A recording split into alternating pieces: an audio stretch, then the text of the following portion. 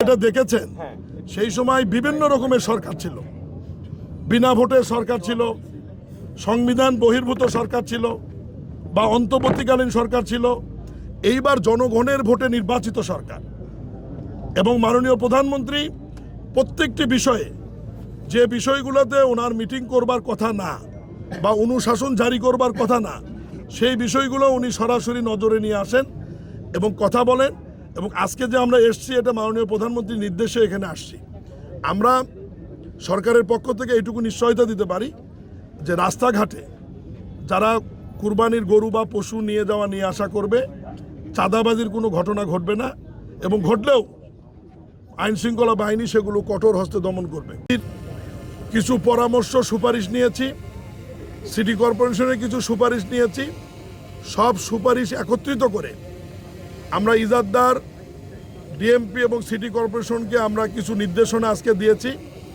সেই নির্দেশনা অনুযায়ী কাজ করবেন এবং ঈদের 7-10 দিন আগে পুনরায় সিটি কর্পোরেশনের প্রশাসকের নেতৃত্বে সকল আইন শৃঙ্খলা বাহিনী এবং সংশ্লিষ্ট ব্যক্তিরা এবং অন্যান্য হাটের ইজাদদাররাও বসে যাতে ক্রেতা বিক্রেতারা নির্বিঘ্নে পশু ক্রয় বিক্রয় করতে পারে এবং রাস্তায় যাতে কোনো যানজট না হয়, এই বিষয়টি আমরা নিশ্চিত করার চেষ্টা করব।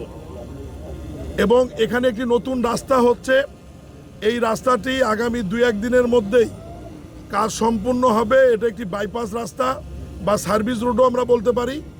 এই রাস্তার কাজটি সম্পূর্ণ হলে গাবতলী আমিন বাজারের যানজট অনেক অংশে কমে যাবে বলে আমরা মনে করি। পশুর হাটগুলোতে আমাদের সম্মানিত পুলিশ বাহিনীর পাশাপাশি সেনাবাহিনী, র্যাব এবং প্রয়োজনে অন্যান্য আইন শৃঙ্খলা বাহিনীর প্রয়োজন হলে সেটি আমরা মোতায়েন করব। বিজিবিও মোতায়েন করা হবে। এর বাইরে এখানে স্বাস্থ্য ক্যাম্প থাকবে। নকল টাকা যাতে কেউ ব্যবহার করতে না পারে, এটা ব্যাংকের লোক মেশিন নিয়ে এখানে উপস্থিত থাকবে এবং পুলিশের আইন শৃঙ্খলা বাহিনীর পক্ষ থেকে অনেকগুলো ওয়াচ টাওয়ার থাকবে এবং ইজাদদার আইন শৃঙ্খলা বাহিনীর পাশাপাশি নিজস্ব ভলেন্টিয়ার নিয়োগ করবে। ফলে সব মিলিয়ে আজকে মাননীয় প্রধানমন্ত্রীর নির্দেশনা এবং অনুশাসন অনুযায়ী ওই মিটিংয়ের সিদ্ধান্ত অনুযায়ী আমরা আজকে এসেছি এবং মহান আল্লাহর ইচ্ছায় আমরা আশা করি যে আগামী ঈদুল আজহার যে পশুর হাট এবং দেশবাসীর ঢাকা ছেড়ে যাওয়া এবং আসার রাস্তাগুলি যাতে নির্বিঘ্ন থাকে, এ ব্যাপারে আইন শৃঙ্খলা বাহিনী সহ সংশ্লিষ্ট সকল মন্ত্রণালয় বিভাগ আমরা সজাগ আছি। এরপরেও আমি বলি, আমরা আনএক্সপেক্টেড কিছু ঘটনা ঘটে।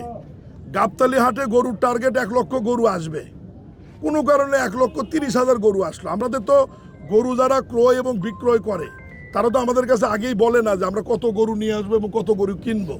সে ব্যাপারেও আমাদের প্রস্তুতি থাকবে। আমরা শুধু এইটুকু বলতে পারি, আমাদের মনিটরিং অব্যাহত আছে এবং ঈদের 2-1 দিন আগে এই টিম আমরা আবার আসব। আমাদের যে সমস্ত ব্যবস্থাপনা করার কথা সেটা সঠিক আছে কিনা দেখব এবং এর বাহিরেও প্রশাসকের নেতৃত্বে আবার একটি মিটিং হবে, সমন্বয় সভা হবে, সেখানে আরও নির্দেশনা দেওয়া হবে। তবে আমি শুধু আপনাদেরকে এইটুকু বলতে পারি যে সাধারণ মানুষকে ভোগান্তির মধ্যে না রেখে তাদেরকে আরামদায়ক করবার জন্য যে সমস্ত ব্যবস্থাপনা করবার দরকার আমরা সরাসরি মন্ত্রণালয়ের পক্ষ থেকে